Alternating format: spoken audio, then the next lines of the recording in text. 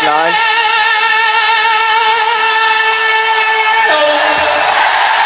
There's 7.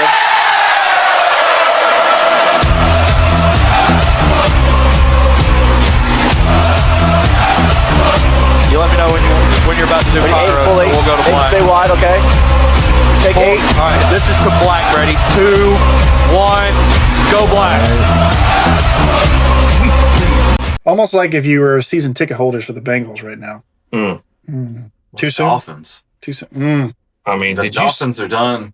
Are short of his Tyreek Hill, there's nothing left. It's all gone. There's nothing holding. The only thing that kept that together was the skin on the outside. That's it. That was brutal. But, Yeah. I mean, not only that is not the most devastating thing to the Dolphins team, nor is it the coach. The most devastating thing to happen to the Miami Dolphins would be the presser that happened afterwards, where a certain Bama boy, a certain Tua, got up there and said on camera that he was not a qualified quarterback for that position and that he just couldn't do those things. I'm not Josh Allen. If he was out here, he could be hitting those and doing that, but I can't do that. Tua said that? Dude, he's top tier. If it's not with his arm, it's with his legs. That dude can do literally anything he wants. So, definitely different skill set for me. I can't do half of what he does when it comes to running the ball and any of that. And then with how he can just chuck a ball down the field, with how far and the arm strength that he has, he's supreme when it comes to that. So Is Miami pulling all their funds and resources into their collegiate team? I mean, right now they're leaning into that. Right. Which is going to be a pretty spicy matchup this upcoming weekend. How are we feeling about Canes versus Knowles? This is Carson Beck's last chance to stay relevant in the Heisman race. He's not in my list at all. We'll see what he does. I mean, FSU, that's nothing to frown out. They're going to come to play. That's going to be a good game all around, and you're going to have, at this point, what should be undisputed Heisman candidate material, quality quarterback material, or they put a lot of money into making this hype because that's what was good for the program. He doesn't have it up here, and we saw that happen last season. And are we seeing a repeat? And I think a certain someone called that in maybe even our first episode that we had. I think it was week 0 we were talking about old Sid, and that never is not funny. I just don't like him. He's a good quarterback. He's good. I'll give him that. He has been a good quarterback all year. He's not lost the game for the teams. We'll say that. But this will be his prove it game because I think FSU is not going to back-to-back loss. They not watching some of the game because I was curious if they were really as good as everybody else was hyping up to be after they beat Bama, which pissed me off to no end. But I digress. They played good football, and they haven't had their ass. Their loss was not an ass whooping. It wasn't like they just got ran out of the building. So I think they've got a good coach. I think it's going to be hard pressed to see FSU go back-to-back losses, especially at what time's that game? That's a late game, right? 6:30. Yeah, that's prime time. So all eyeballs. Yeah, I think if Miami does win by chance, it's a close one. I just want to jump on because I went back and rewatched Beck in that Florida game, and he really was not the deciding factor of what took the Canes to the win, period. And like you said, I mean, this is his week to do or die, make or break, show if he's got what it takes.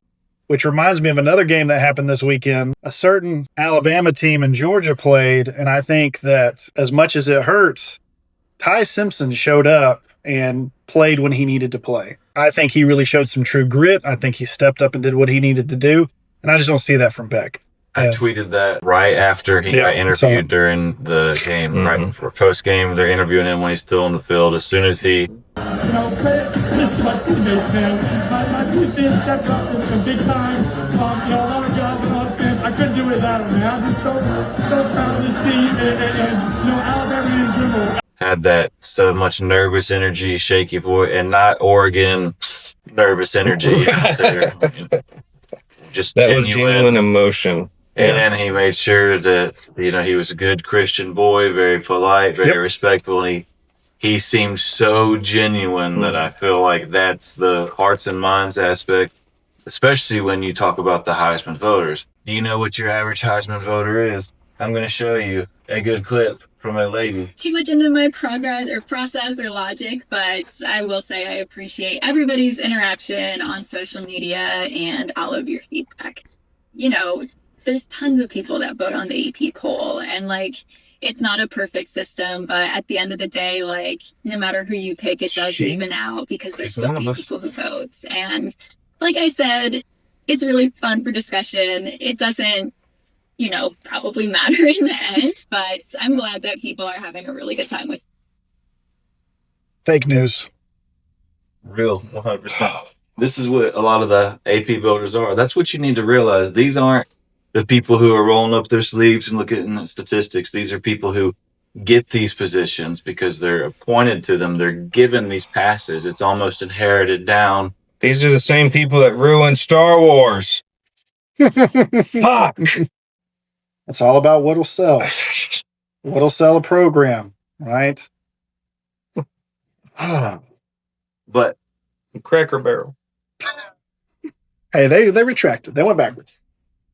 And notice, Cracker Barrel still has not recovered from that. They've already lost over 60% of their daily revenue. On average, it's coming in. And they're not getting that back. All they did was cut the bleeding. But, you know what happens to Yum Food brands when they have a big, we'll say, flop? They pull out something tried and true. And I mentioned this in our live stream. At Taco Bell right now, they have the new Y2K menu. So you can get all of those Y2K classics. You can get your caramel apple and piñata, burrito, double cheesy, all that. Oh my Cheesy God. gordita crunch. So who all is on y'all's Heisman list? Who's on your radar if you had to pick top 3 who you're thinking? So I'm going to say right now, number 1, Simpson. I'm putting it up there right now. I think this is, at the end of the day, we know what the voters are. This is hearts and minds. I think Simpson. Under that, I think Mendoza. And that's going to make more sense as we go further. I'm going to put Dante Moore there, even though after this week we'll absolutely solidify it because I think Penn State might be a little overrated. Joey Aguilar, after that, I think he's showing good things, especially for his age. And I think he's reacting how he needs to react in a lot of those more pressure situations. So another team that'll be a surprise team for later, or maybe not. Maybe it makes sense now. A certain Trinidad from Ole Miss, Mr. Chambliss. He's got some wheels on him. Right under that would be your boy, Diego. And then for my honorable mentions, Stockton, Beck, Marcel Reed, and then Jeremiah Smith. I almost wanted to put Reuben Bain Jr. in there. Maybe even a Whip. He would have had a better performance this last time, just to have a defensive player that I think truly stands out there.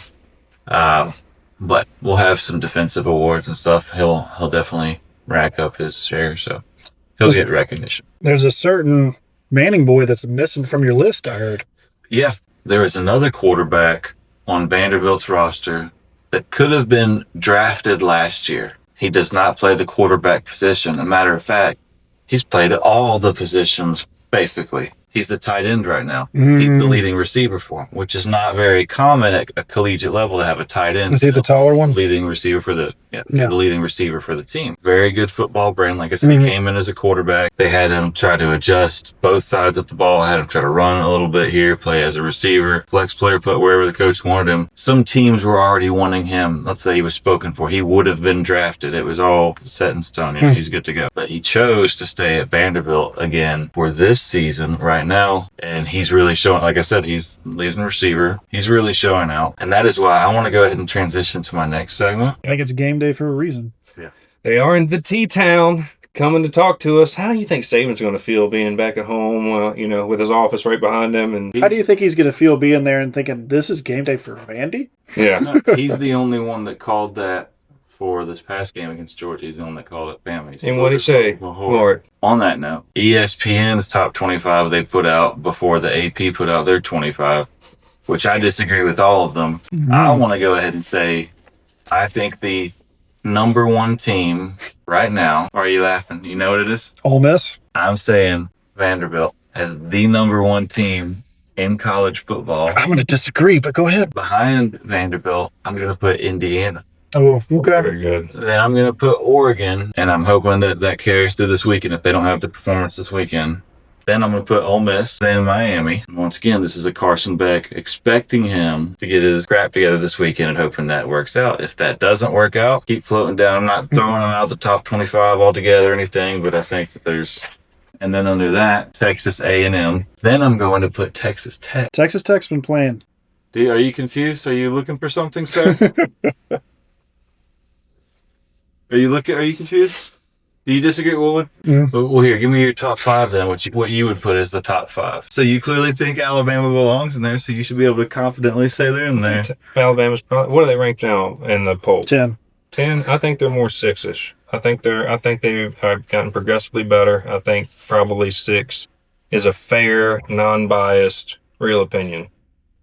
But I also think they kick the shit out of Indiana if they play them at home. And I've been talking up Indiana all year and Vanderbilt. I don't know if I agree with that. I think Indiana might win out on Alabama in a heads up right now, but we will see how this season plays out.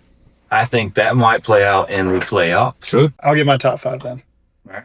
And that would in no particular order. I'm just going to say these are the top 5 teams. I think Ole Miss is in there. Oregon has kind of made their statement. Like you said, this week we'll decide the rest of that. I'm going to put Texas Tech in there. It depends if Mateer is there. Oklahoma would be in this conversation, but I don't think I can do that. We'll go with Indiana. Y'all have made a good case for them. I've been watching them too. And you know which ones takes the other spot, but I'm not going to say. They're number 1, sir. I don't care how many losses they have. All of them. But yeah, Texas Tech, especially watching some of their footage from this past weekend, they're impressing me. Mm-hmm. They're a solid team, and you got to think you've got them, you got Memphis. These are some teams that people are kind of sleeping on right now. I don't think we've talked about Memphis, but I don't know if they're top tier. I don't think they break top 10. I don't think they break top 15. I think that they do make 25.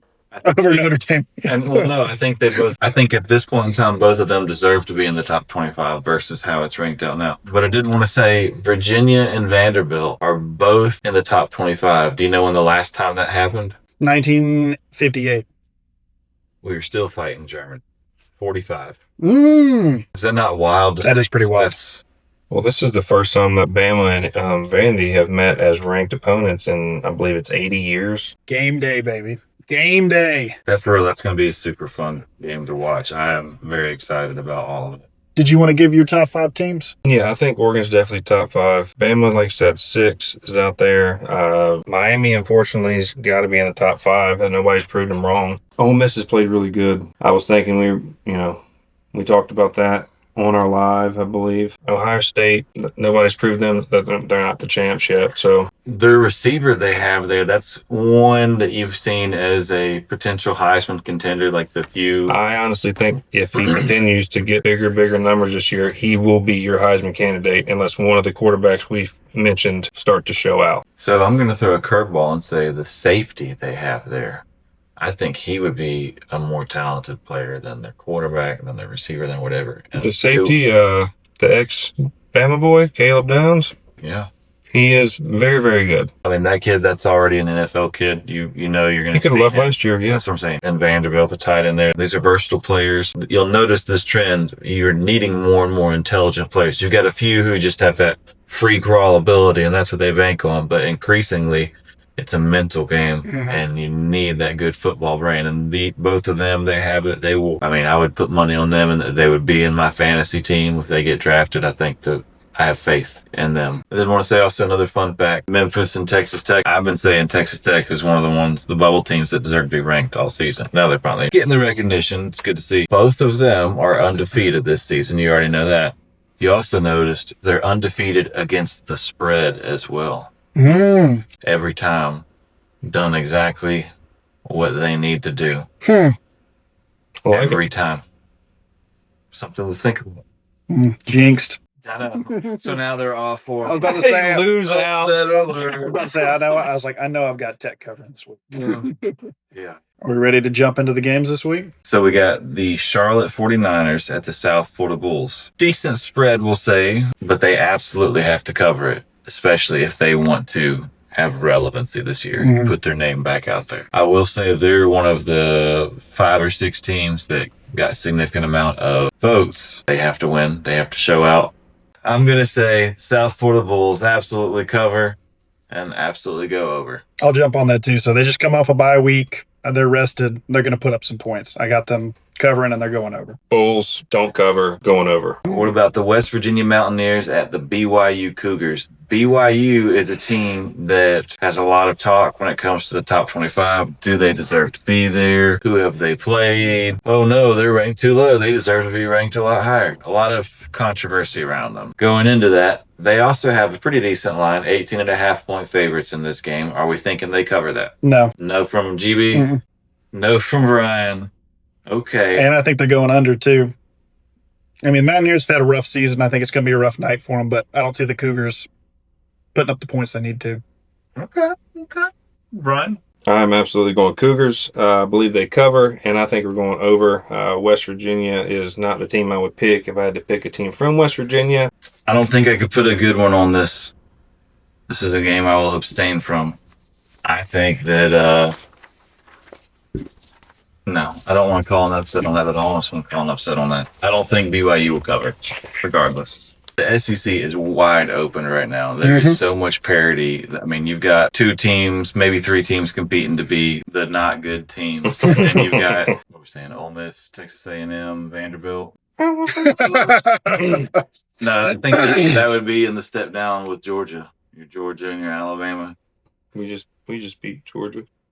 It was pretty close, and there was a lot of controversy. There was for the Georgia side, there was a torpedo that came in there late one time, and that was one of the interesting calls that he. Are we about to dive into that game for a second, or are we going to keep up? No. Because I do have some opinions on that. Wildcats and Bulldogs. Kentucky's offense struggled against South Carolina last week, and they gave up 6 sacks and 2 interceptions. Georgia's defense did struggle against Alabama that first half, but then they absolutely made adjustments the second half and shut out Alabama the entire second half of that game. Fair. With that, I don't think Kentucky has a defense to stop Stockton or Frazier.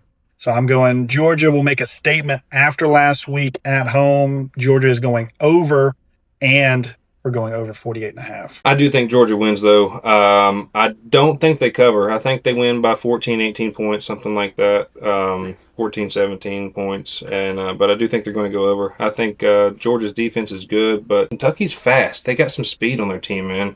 If they get burnt, there's going to be some points put up. Definitely goes over. I think Georgia covers, but I think they barely cover. Okay. I don't think 3 touchdowns. Yeah, I think it's I can see barely there. Another team that some people that are definitely not from the SEC and think a little more logically about football rankings are saying that Iowa State is ranked far too low and they deserve to be a top 5 team. I've seen a lot of that buzz going on. Yeah.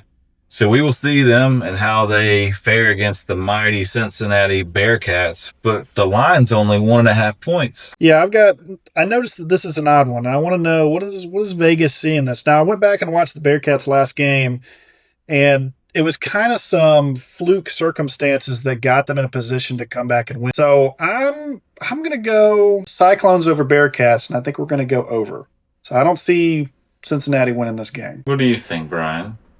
How many points did Cincinnati score last week? It was a few. So I think that the spread is so small because they think Cincinnati can score lots of points.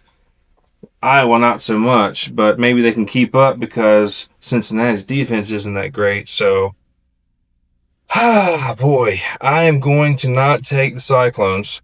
I'm going to take the Bearcats, but I think we go over because we're going to see some points. You're calling the Cincinnati Bearcats with an upset over the number 14 Iowa State Cyclones. Not only that, you were calling the over in this game. Let's go Bearcats.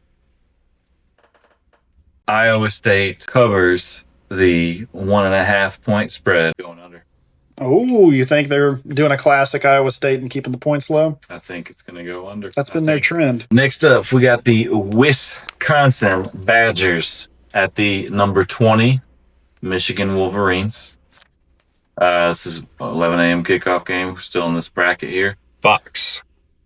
Michigan The line has them as 16.5-point favorites, and then we have under on that being 42.5 points. What are we thinking, boys? Why don't you go ahead? Wisconsin's not that good. Michigan's at home. As much as I don't like Michigan, I do think Michigan wins. I don't think they cover, but I do think we're over. I have the exact same. I'm agreed. The number 22 Silly Illies. The Illini. They're going to be away fighting the Purdue Boilermakers. Which I love Boilermakers. It's a great name. Is it? It is. Okay. Anyway, the Illini are 9.5-point favorites in this game. The over on that's going to be 55.5. Illinois is not so hot, and I think Purdue is maybe a little more hot than people think. That being said, Illinois wins, but does not cover the spread. I think the game, however, is over. I'm going with Illini over the Boilermakers. I think they go over. I think they cover the spread, and they go over. Same. All right. Same with GB. Correct. The number 7 Penn State Nittany Lions. Their whiteout game did not work that well. Do we recall what happened in the last whiteout game? Looks cool on screen. Kind of hurts my eyes a bit, you know? Not as hard as Boise State's Stare field. in the snow. Be at a bar, have a whiteout game, have a Boise State home game next to it right there, have Oregon, whatever clown suit went that week next to that. So Penn State's coming off obviously a tough loss at home with the Ducks in overtime. Some maybe controversial calls in that game as well. That maybe not Quite a few. Not as big as maybe some Auburn Oklahoma game. Just because I'm still not over it, even though the world is. But I think Penn State comes out, lets out some frustration on UCLA. So I think that they're going to cover the spread and they're going over 50.5. Yeah, I think Penn State comes out pissed off, and the Bruins are horrible this year. I think they'll cover the spread. I don't think it goes over. Be on CBS. That'll be a game that we do a halftime show for. This one will be on ESPN, folks. We have Arch Manning's number 9 Texas Longhorns at the Florida Gators. Now, they will be on the road in Gainesville. That can be a bit of a hostile environment. That being said, Gainesville does not have the most supportive fan base right now. One might say it is a dumpster fire of a program.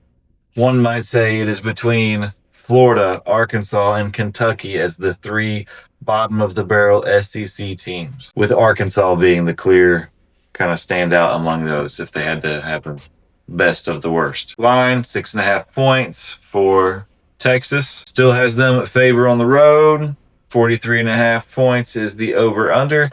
I think this game is going to be a game where we actually see a decent amount of points, and I'm going to call at least 2 defensive touchdowns and at least 4 turnovers. Which defense is getting the touchdowns? Both. Both quarterbacks like to throw interceptions. Yeah. Although I think Arch kind of hones in a little bit more. I think there's enough mistakes that are going to be made on both sides of the ball, but I think there's enough skill and raw talent to keep momentum going forward that points are going to keep going up. So, obvious over. Yeah, I've got the Longhorns. They're covering. They're going over 43.5. Texas has not faced a tough opponent since Ohio State in week 1. Meanwhile, Florida Gators have had 3 big losses in the past 3 weeks against teams that they were clearly outmatched against. I don't think that translates for them to obviously get the win, but I think that with all that in mind, I would like to see Arch step in and take the team forward here to cover the spread and go over. And I think they can do it. Okay. I like Texas. I'd like to see Arch have a big game. But I do think it's going to go over and that they cover, but I think they just cover. I think Florida stays in the game somehow, some way. Lagway has a big game too. They all kind of, I think this turns into one of those shootouts like I think Vandy and Alabama are going to be. Got Boise State on the road in Jesuit Town, and we got the Fighting Irish taking them on 2:30. And wouldn't you know, it's going to be on NBC Peacock because they've had an agreement with them for 70 odd years now. The line on this game, we're going to be 18.5 point favorites. Fighting Irish over on this is going to be 64.5 points. That being said, Boise State Broncos, that is another team that some people are saying deserves to be in the mix of teams that are considered teams. Do we think this game is going to be over?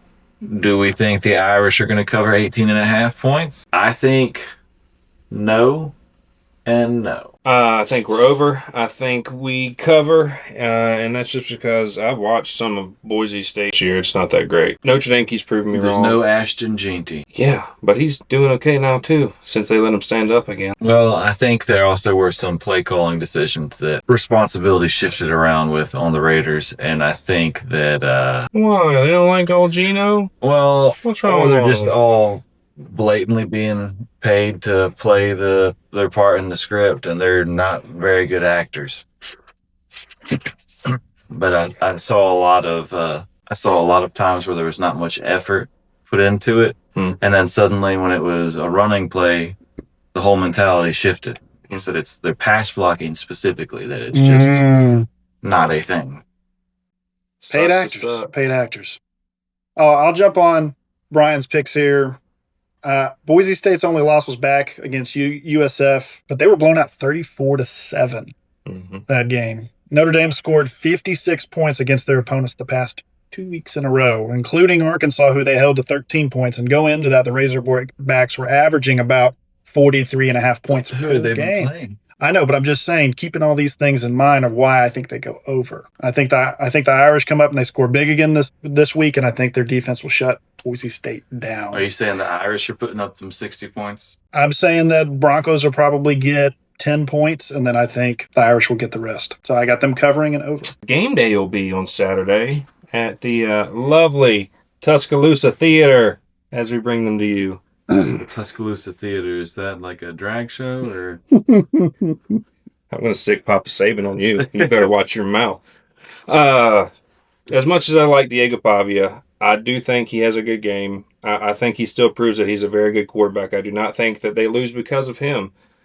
But they don't beat Bama. I'm taking Bama all day. I think they don't cover. I don't think they cover 10.5. I think it's going to be a good game. I think it's going to be one of those bang, bang, bangs. But I do think they go over. Roll Tide, baby. That's your number one team, too. So we're going to kick their ass. This is a game that I'm not going to say anything other than I don't think Alabama covers the line. If Alabama does come out and win, then the script says they are a playoff team. And it says that we've got this humble, nice, well-spoken young man that is going to win the Heisman. If Vanderbilt wins, that means that our boy is going to be out there being a big dog. And this other quarterback who is out there is a tight end snagging them balls, leading the team in receiving yards, are both going to be drafted in the first round of the NFL. I'm calling that now. But this game right here will determine the careers of some young men. I think it is going to be a highly entertaining game. I think at this point in time, I see Vanderbilt as being a better team, but the Crimson Tide has improved with each showing. So maybe it might be they just needed to get their sea legs, and now we're on the roll here. And that's all she wrote. What do you think, Mr. Weagle? I like Pavia. I like Vanderbilt. I like what they've been doing. Although when I look back at their game against South Carolina, which got them really, I think, into the position to be ranked as high as they are, Sellers got hurt that game, if you recall. And I think that's where Vanderbilt really started to pull ahead and shut them down and take the momentum. Now, what happened last week? Obviously, they struggled that first half, and they come back and they put some good points, but I believe they let the team they were playing against get 33 points on them. Just enough so they couldn't cover the spread. If you noticed, it was literally a point difference there. Unless that was part of the script too. But if that's the case, then Alabama's coming off a big win against Georgia, obviously, from last week. But I did say earlier, I've got some question marks. Why is it that DeVore could not get any points on the board in the second half against Georgia? Now, I know Kirby Smart came out and made some adjustments. If it wasn't for a very specific drop pass, Georgia could have easily won that game, and that would have been the end of the story, because they literally had a walk-in touchdown that they dropped. So with that said, I'm not saying that Alabama is not good. I'm saying that they're not polished. I think if Vanderbilt comes out and they're going on fourth down on short yardage plays, if Pavia's sacrificing the body like I know he can do, I think they make this a really interesting game. But I think Alabama covers and we're going over. Okay. I would love in my heart of hearts to say that the Commodores come out with a win here, but I don't think that's going to be the case. Now, although last week I said if Georgia loses, Vanderbilt comes out and wins, but that last game that Vanderbilt had really put some question marks on my heart. We're talking about the top 25, the kind of bubble teams for that, the teams that received votes that didn't get on there would be South Florida, Mississippi State, Utah, Memphis, and Louisville. Number 24, the Virginia Cavaliers at the Louisville Cardinals. I will say, Louisville is another team that a lot of people are saying might be one of them Arby's 5 for 5 teams we got there again. I think the game that you're thinking about, though, is that Pittsburgh game. Had a huge comeback, but it was really in part to their defense that came into play to get Louisville back in the position to come back and win. And I think without their defense that they don't win that game. So I'm thinking Virginia's floating on a high after beating Notre Dame, and I think this is their game to lose. So I've got Cavs over Cardinals, but under 62.5. And you're still saying the Notre Dame Fighting Irish come out that strong against Boise State with the statement you just made about Virginia? What statement? I'm talking about the Cardinals game. I know what I'm saying. If the Cavs handedly beat the Fighting Irish. Did they handily beat the Irish? I think they physically dominated the Fighting Irish out there. They had a lot of momentum coming from the home field advantage, too. Definitely. You would add that, too. That crowd was involved in definitely shifting the tides there. But I think that'll be the biggest factor at the Boise State game, honestly. Be the Jesuit masses there chanting. But who you got? Do you have Cardinals coming out and pulling the win here against the Cavs? I mean, I do. I absolutely call Cardinals as being a team that deserves to be in the top 25. Just because I don't think Notre Dame deserves to be there at all. So winning against Notre Dame means nothing. You might as well have beat Ball State or La Tech. I don't really like either one of the teams. I don't think either one of them are that very good. I just don't. I've seen some of their film here and there. I haven't really watched the entirety of their games, but the stuff I've seen, I'm not impressed. The best I saw from Virginia was literally last week with their big win and all that. So I don't think they go over. I do think Virginia covers. So you got Virginia win? Virginia wins. Okay. But we're going under? We're going under. Got Kent State at the Oklahoma Sooners. Look at that spread. Kent State has lost by 45 points to both Texas Tech and FSU already this season. Doo-doo. Look at that spread. They're thinking another 45. I'm thinking, so for this game right here, I'm thinking that, especially given home field advantage, if the Oklahoma Sooners do not cover the 45.5 point spread, then they do not deserve to be in the top 10, period. I don't disagree. I've got them going under. You're saying they don't deserve to be in the top 10 then?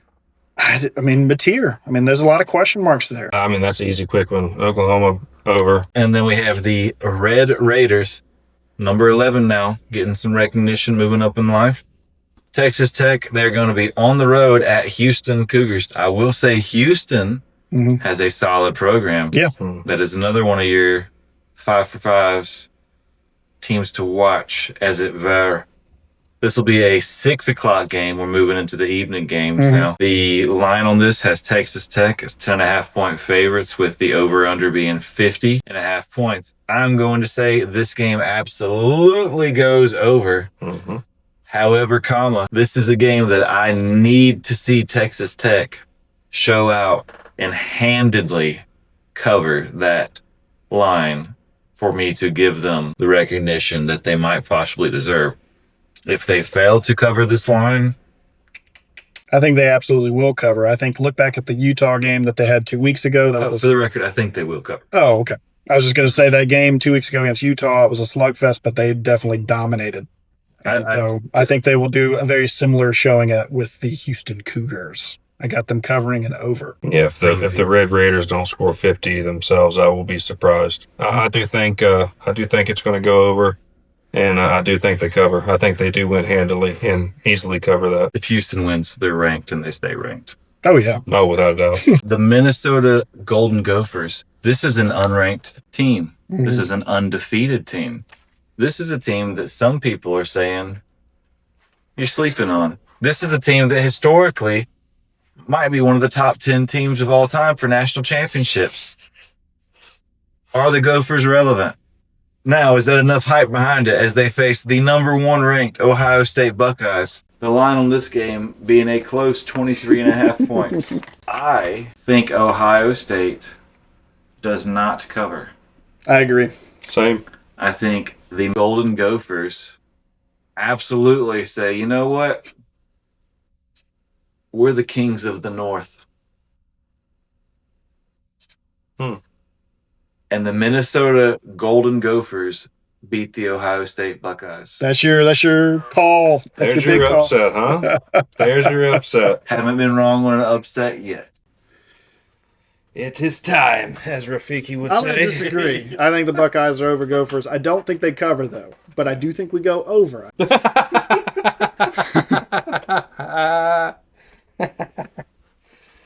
So you're saying the Gophers give them a game, and that's why the Buckeyes don't cover. Okay, I absolutely agree with that.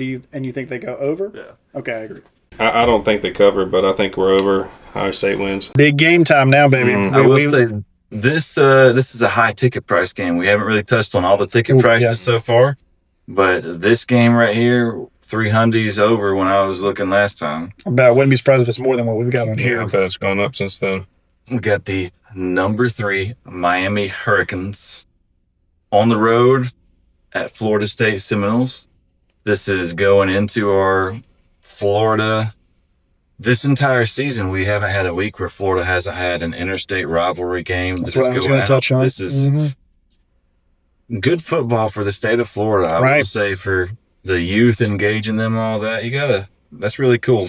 This will be another, we're already in the 6:30 round. Be on ABC. Make sure you catch it, folks. $316 tickets last time we checked. Line has the Hurricanes as a strong 4.5 point favorite, with the over-under being 54.5 points. Miami's going back to back to back Florida wins. It's almost like they're trying to solidify themselves to be the Florida team of the state. FSU's back at home after that loss against Virginia we touched on. But I think it comes down to this. Miami has everything to lose in this game, whereas FSU has everything to gain. And with that, this is my upset pick. I'm going Noles over Canes, and we're going over 54.5. I do not like betting on Miami. I just don't ever for no reason. So I'm going to take the FSU, and I do think we go over. I think there's some points scored. I think FSU's got they licked their wounds. They definitely got to put on a show tonight or on Saturday to prove that they deserve to be ranked. And I don't think this will necessarily take Miami out of playoff contention or anything like that, but it's absolutely going to knock them down the totem pole, and they're going to have to fight for the rest of the year. I don't disagree. Miami might pull this out in overtime. Field goal. Well, one person goes for 2, and they shouldn't have, maybe. Okay. Mississippi State Bulldogs on the road against the Texas A&M Aggies. Now, I'm a fan of the Mississippi State culture, the momentum they have going on right now. We've got a nice meme, short clip. You want to go check that out? Right. I will say the Texas A&M Aggies are looking pretty sharp across the board, and they are, no matter where you're looking, what your traditional kind of home base is in terms of college football. If you grew up at ACC or Sun Belt or a Pac-10 or wherever you grew up, most people have Texas A&M being top 10 no matter what. The line on this has them winning by more than 2 touchdowns. They're 14.5 point favorites, over under being 57.5 points. I do not think the Texas Aggies cover 14.5 points. However, I think this game could potentially have the most points out of all top 25 games, including games against Powder Puff teams. You think A&M wins? Seems like the more likely outcome right now. Yeah, I think A&M absolutely wins. I think Mississippi State blew their wad last week, and They're going to take a whooping. I think that Aggies absolutely cover. I think we're absolutely over. And I think by the fourth quarter, you're going to have second and third teamers in. So jumping on what the dude said, I think Mississippi State is not given any love in this spread. And I don't think it's justified. They had a hard-fought overtime battle against Tennessee, and they beat an Arizona State team back in week 2 that's in the top 25. Mm-hmm. I'm still convinced that the Aggies are not as good as everybody thinks that they are, especially after how they played Auburn. Yes, Auburn lost that game, but what did we notice about their offense? Absolutely struggled against Auburn's defense, and literally Auburn, who I think had negative yardage for offense, kept it within 6 points. Mississippi State has proven that they can actually score touchdowns. So I'm with you. I think it is going to be an over game, but I think the biggest factor of all this is it's at A&M. And because of that, I too have Aggies over Bulldogs, but they do not cover. Yeah, neutral field. This would be a very good game. Yeah, I think so. You've heard of the 12th man, right? Yep. Yep. Right Auburn just It's a thing for a reason. Yeah, Auburn just went through that last week. Miami playing Florida State is the game of the week for me. Other than Vandy and Alabama, those are the only 2 bangers as far as I'm concerned. This stuff is I'm kind of curious about the Texas Tech Houston game. I want to see what Texas Tech has to do. But I made my pick. I think Texas Tech beats the crap out of them, man. I would love for Houston to really stand out. I would love for any of these teams that people are overlooking to show out. There's a lot of teams that are still undefeated. There's 20 undefeated teams, I believe, right now. There's some question marks on that Texas-Florida game, as we discussed, too. Same thing with the Cavs and the Cardinals. Banned for life. The WNBA just erased its biggest star, Brittney Griner. The story they're selling? Leaked audio caught her rigging games, a massive corruption scandal. But that's not the real story. That's just the cover. The real bombshell is the one that could destroy the league. Insiders are now screaming that the WNBA knew Griner was biologically male and hid it for years to protect their brand and her dominance. The ban isn't about fair play. It's about silencing her before the biggest secret in sports history explodes. This isn't just a scandal. This is a cover-up that changes everything. And then you look at the comments, and all the comments are like, he knows he said that. He definitely said that. Should have left him in Russia. He said that. Every one of them is using the male pronoun. Ooh. Yeah, I think this podcast might have discussed this several episodes ago. Everybody knows you're a man, and the jig is up, so... You gotta gracefully bow out by making up some stories. Yeah. Cue Will Smith, I like pretty girls. I like pretty girls. To this day, That that ain't no still girl. hurts. I feel like a little... It's one of my favorite episodes, Marsh. So good. And that was early, too. Mhm. Yeah. It is interesting when there's... How do you handle it as a media to try and sidestep the real issue and not make it seem like you clearly knew that this is a dude this entire time? Well, Caitlin Clark has, allegedly dropped a lot of names of male players in the WNBA, and it's a bit of a controversy. Hot call on the Also, kettle there, huh? There's also that.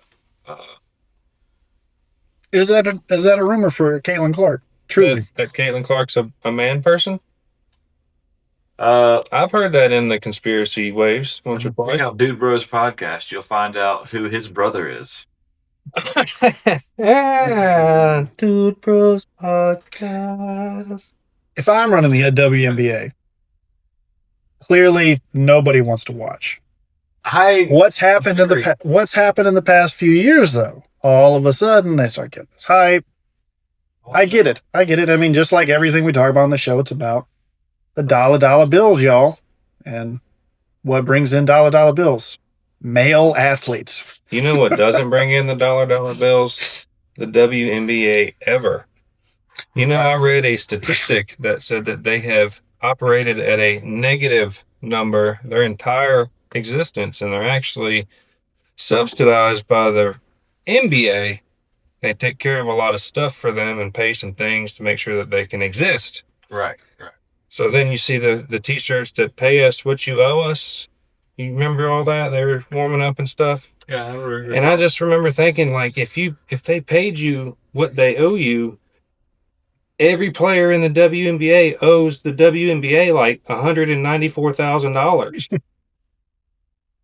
Yeah, I thought they debunked all that and actually broke down the dollar amount to show like one of the lower playing NBA players and what their salary is versus a WNBA player, and like this is what this person draws and this is what this person brings in to this organization. That is why they get paid this much. It is not a gender bias.